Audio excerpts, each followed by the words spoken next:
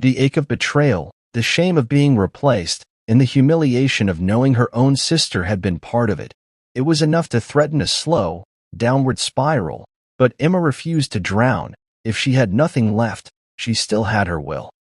Emma had always believed in real love, the quiet kind that doesn't need grand gestures, just honesty, presence, and care. She believed she'd found that in Nathan.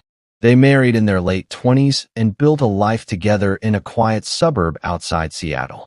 Emma made their house a home, layering it with small, thoughtful touches, photos of their travels, warm colors, fresh flowers every Sunday. She gave everything. But somewhere along the way, Nathan changed. He wasn't cruel, not exactly. Just cold. Detached. He treated her more like a tenant than a partner. Conversations became one-sided. She'd ask how his day was. He'd shrug. He rarely touched her anymore. Never smiled when she walked into the room. Emma told herself it was stress. The long hours at the firm. The pressure he put on himself to climb socially and professionally. But deep down, she knew something had shifted. When her younger sister, Lily, moved in after a messy breakup and losing her apartment, Emma didn't hesitate. "Just until you get back on your feet," she said, hugging her tightly. Nathan didn't resist the idea either. In fact, he agreed a little too quickly. Lily was everything Emma wasn't. Tall, effortlessly stunning, the kind of beauty that didn't need makeup or filters. She had always been the magnetic one, walking into a room and commanding attention without trying. Emma loved her sister deeply, but having her around began to feel like living beside a spotlight while you slowly faded into shadow. At first, Emma was just grateful for the company. The house felt less lonely. But then she started noticing things. The way Nathan's eyes lingered too long when Lily spoke. How his sharp tone with Emma vanished around her sister. How he started coming home earlier than usual, suddenly interested in helping with dinner when Lily was in the kitchen. One night, Emma overheard laughter from the living room. She peeked around the corner. Lily was curled up on the couch, Nathan sitting far too close. His posture relaxed, his eyes alive. They didn't see her, and even if they had, would they have stopped? Emma tried harder. She made his favorite meals, left little notes in his jacket pocket, stayed up late waiting for him with coffee and soft music playing. She told him she loved him, but he barely looked at her anymore. And when he did, it was with annoyance, as if she was holding him back from something better. Someone better. He picked at everything. Her clothes, her routines, her questions. "Why do you always need reassurance?" he snapped one morning, brushing past her like she was in his way. Emma knew. Not just suspected, knew. Then came the morning that confirmed it all. She woke up early, unable to sleep.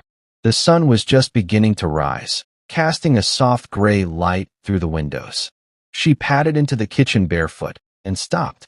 Nathan and Lily stood near the sink. His hand was resting on her hip.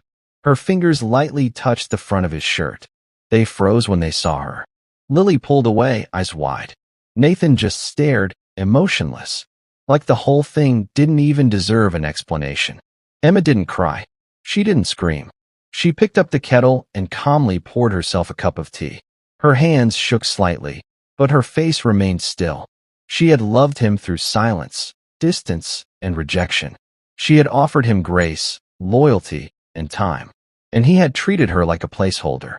She realized something in that moment. Sometimes love isn't enough.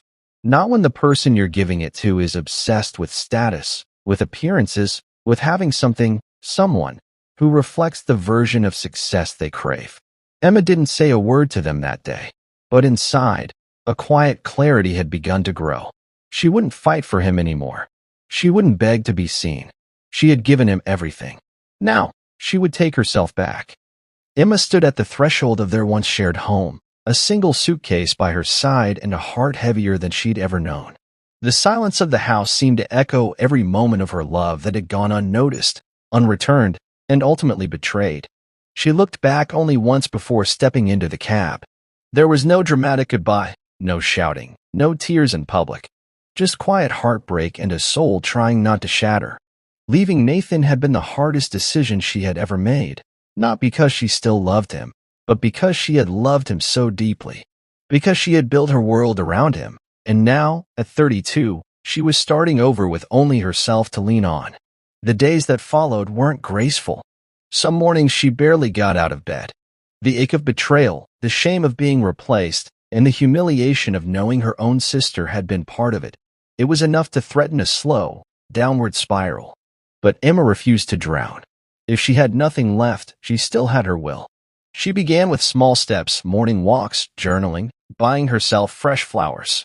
It felt foolish at first, like she was playing pretend. But soon, the pretending became a form of self-rescue. She applied for jobs, took online courses, changed her haircut. She looked into the mirror one day and didn't cry for the first time in weeks. It was a crisp autumn evening, the kind where the sky turns gold right before sunset, when she found herself in a quiet corner of a Seattle coffee shop. She sat by the window, a cappuccino untouched on the table, her eyes watching the world move past while her thoughts lingered in limbo. Emma. She blinked and turned, her breath catching at the sight. There he was, Sam Whitaker, the boy who had once stolen her heart in the 7th grade and given it back in high school when life took them in different directions. Now a man, taller, sharper, with that same boyish smile and piercing blue eyes. He looked like a photograph come to life. Sam, she whispered, stunned. They talked for hours. About childhood, about life, and finally, when the words could no longer stay hidden, she told him everything. Nathan, Lily, the betrayal, the loneliness. Sam listened without judgment. Not once did he flinch. Instead, he leaned forward with gentle empathy in his gaze and said, "You didn't lose anything, Em. You found out who they really were. That's the blessing." He told her about his life in the glamour industry, his success as a creative director in fashion campaigns and media production. He was thriving, but still grounded. And then came the offer. "I could use someone like you," he said. "You've got insight, taste, honesty. And I want to help. Let me." Emma hesitated, unsure if she could step into a world so far from the one she'd known. But Sam didn't just hand her a job, he became her mentor, her friend, her safe space. He encouraged her to find her confidence again, helped her rebuild her wardrobe not to impress anyone, but to rediscover the power of loving how she looked and felt. Over months, Emma transformed not into someone else, but into who she had always been before she dimmed herself for Nathan. Then one evening, Sam knocked on her office door, holding a sleek black envelope. "I'm receiving an award at the Gala for Modern Creatives next week," he said casually. "Come with me." As my date. Emma froze. "Sam, I'm not sure I belong there." He smiled. "You do now.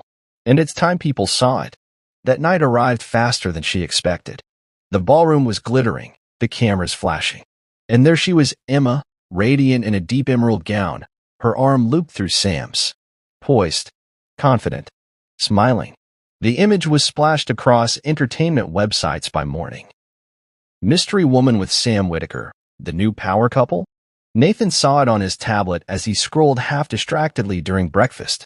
Lily, on the couch beside him, did too. The silence that followed was deafening. Jealousy flooded Nathan like a storm surge. That glow Emma had, he remembered it. She had once radiated that same light in their home. But he'd ignored it, extinguished it even. Now it was shining brighter than ever, and not for him. Lily wasn't impressed either. The glittery life she thought she'd stepped into was nothing more than Nathan's obsession with appearances. There were no red carpets, no creative brilliance, no admiration, just cold dinners, distant moods, and constant bickering. She had wanted the life Emma was now living. And Nathan, always restless, grew more bitter and resentful. Their fights became daily. One night, Lily walked out, leaving Nathan exactly where Emma had left him, alone with his ego. Weeks passed. One morning, in a sunlit loft she now called home, Emma woke up wrapped in crisp linen sheets, her skin warm and her heart calm. She padded barefoot toward her kitchen, her long hair loose around her shoulders. The space was filled with quiet music and the scent of jasmine. The doorbell rang. She opened it, and her past stood there, unshaven, hollow-eyed, disheveled. Nathan. He looked like he hadn't slept in days. His eyes were rimmed with regret, his voice cracked as he spoke. "Emma, I messed up. I know I don't deserve it, but I need to say it. I'm sorry. For everything. I see it now. What you gave, what I ruined. Please, just give me one more chance.